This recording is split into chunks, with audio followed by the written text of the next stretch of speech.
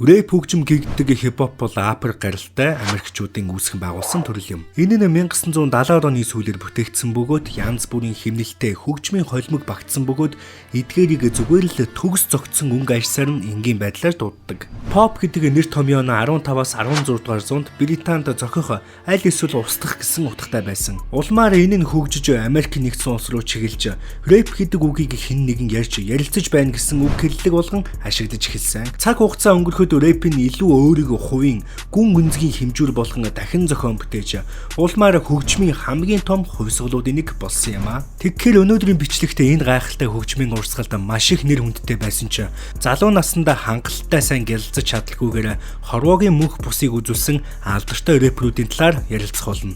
Ихэнх одууд харт тамхи согтууруулах ундаа сэтгэл санааны гүн хямрал гэх мэт зүйлээс болж залуугаараа амиа алдсан байдаг. Үүнээс гадна тэд гадны халдлага, гадны нөлөө төгөөрч амнасаа алдах нь бий. Ямартай ч оддын амьдрал тийм ч хэлбэр бус байдаг гэдгийг та бүхэн маш сайн мэдэх бах. Харин энэ удаад эд болон гялалзаж байх үедээ цэл залуугаараа амиа алдсан рэперүүдийн үхлийн шалтгааныг танилцуулж байна.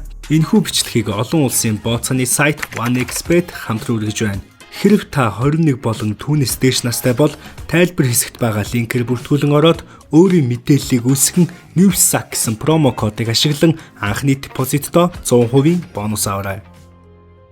Juice WRLD 2019 оны 12 дугаар сард алдарт рэпер Juice WRLD амиа алдсан.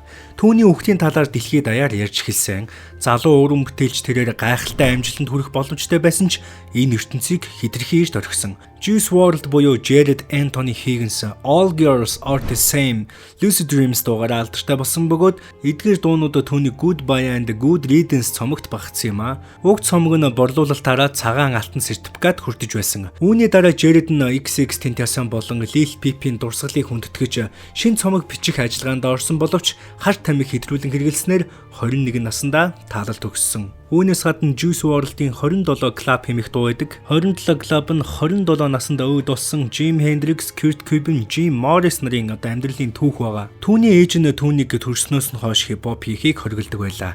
Яагаад гэвэл түүний ирээдүйд санаа зовсон доктор. Ээж нь түүнийг багаас нь л харт тамхины хэрэгт орооцолдож буруу гарын хүмүүстэй нийлчих үдэ гэж ихэд санаа зовдөг байлаа. Түүнийг яг яаж өгсөн бэ талаар ярих юм бол 2019 оны 12 сарын 8-нд Лос Анжелес хотын One News нисэх онгоцны буудлаас өөрийн тэрэлт донгоцтойгоо хөөрсөн байдаг. Juice WRLD-ийн сууж явсан өөрийнх нь хувийн онгоцонд маш их хэмжээний харт тамхи агуулгадж байлаа. Хууль сахиулах байгууллагын ажилчид хожим нь тэр онгоцоос 3 ширхэг гар буу болоод 32 кг марихон олж илрүүлсэн. Яг энэ нислэгийн үеэр Jared Higgins хэд хэдэн мансууруулах им тариа хэрэгэлсэн байдаг.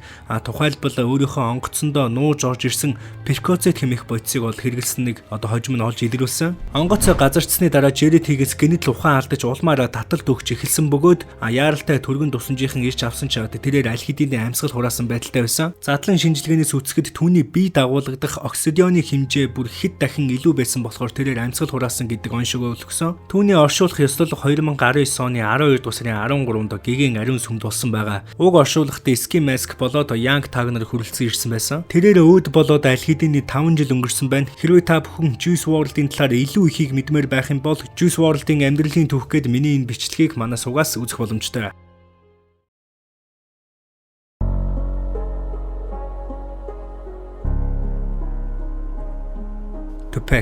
Tupac Shakur хип-хопын ертөнцийн томог болсон нэгэн.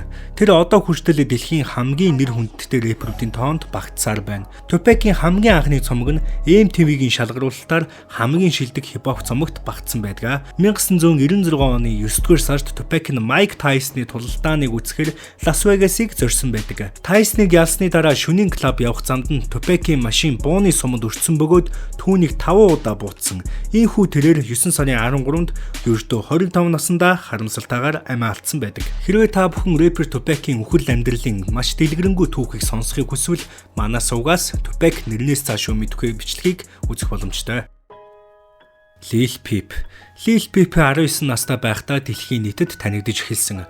Түүний 11 дуутай Lil Peep Part 1 цомог нь олон хүмүүсийн анхаарлыг татаж харин A Fool Things, The Way of I See Things, Ben's Track, White Wine зэрэг дуу нь YouTube хуудаснаа олон сая үзэгчтэй болсон. Рэпер Lil Peep амьд ахуй насндаа үнэхээр л төрсөн рэпер байсан. Тэрээр нэг дууга 20 минутын дотор л биччихдэг байлаа. Тэрээр 2017 оны 11 сарын 16-ны шөнө тоглолтын автобусын дотор нас барсан. Үхлийн шалтгаан нь Xanax хэмээх мансруулахын бэлтгэлийг хэвтрүүлэн хэрэглэсэн байдаг. Түүний үхлийн амьд гэрч бол түүний хамгийн сайн найз Bexy Swan. Bexy Swan энэ бичлэгийг хийхдээ түүнийг унтаж байна гэж бодсон боловч түүнийг амьсгал хураасныг нь мэдсэн. Xanax хэмээх энэ мансруулах хэм нь бусад бодисуудаас ялгаатай нь өөр дээрээ фентанил маш их хэмжээгээр агуулж байлаа. Lil Peep амьд ахуй насндаа хүртэл өөрийн Instagram live дээр Xanax бити хэрэглээрээ Xanax хэвтрүүлэн хэрэглэх нь маш их хортой гэдэг бүр жорлонлоо урсгаж байгаа хүртэл бичлэг нь байдаг. Түүний амьд ахуй наснд нь түүний нийт хөрөнгө нь $300,000 байсан бол түүний нас барсны дараа түүний нийт хөрөнгө нь $1 сая болж өссөн. Түүний хувьд өөд болсныхаа дараа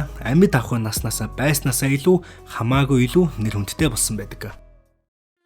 Lil Toggy Ганчимгийн төгөлдөр нь 1991 оны 12 дугаар сарын 7-нд Улаанбаатар хотод төрсөн. Бага насаа 11 дугаар сургуулийн уртхан талд байрлах нийгмийн аюулаас хамгаалах яамны 48 дугаар байранд өвөө эмээтэйгээ хамт өнгөрөөжээ. Улмаар 8 настайгаас нийслэлийн 45 дугаар сургуульд илсэн орсон байдаг. Тэрээр ахлах ангидаа байхдаа Gambronis хэмээх хамтлагийг үүсгэн байгуулж байсан. Тэрээр бага наснаас л хипхоп хөгжимд хоббитой байлаа. Ингээд 2009 онд 10 жилээ төгсөөд Муисийн хаяа биологийн сургуульд микробиологийн ангид илсэн орсон байдаг. Түүний хувьд математикаараа гүнзгийрүүлэн суралцаж микробиологийн ангид орсон ч эргэж буцалтгүйгээр урлагийн замыг сонгосон. Энэ үед тэрээр рэп батлын рэп дэмбэ шоунд хөтлөгчөөр ажиллаж эхлэв. Үүний хажуугаараа тухайн үед Монголын хамгийн том захим хуудас болох асуулт рэпийн тэмцээнүүдэд орж олон рэперүүдийг ялан дийлснээр өөрийнхөө Lil Toggy хэмэх нэрээ хамгийн анх олон түргэж байв. Рэп хийхээс гадна түүний хөгжим ая зохиох мэдрэмж нь дутхааргүй сайн хөгжиж байлаа. Ингээд л тэрээр 2011 оноос хойш Wonder Art Production-тэй хамтран ажиллаж лойжгсон группд нэгдэн орсноос хойш түүний уран бүтээл илүү мэрэгжлийн түвшинд очиж дараагийн төвшний Lil Toggy бүтээгдэж эхэлсэн байна. Энэ үеэс хойш л тэрээр лойжгсон групптэйгээ мөн соло карьертай олон гайхалтай хит дунуудыг хийсэн билээ. Гэвч харамсалтай нэгэн үйл явдал тохиож тэрээр цусны цочмог хавдар хэмээх өвчнөөр онцлогдож бүтэн 1 жил тэмцсэний эцэст 2022 оны 9 сарын 26-нд буюу ердөө 31 наснда хорвоогийн мөнх бусыг үзүүлсэн юм а.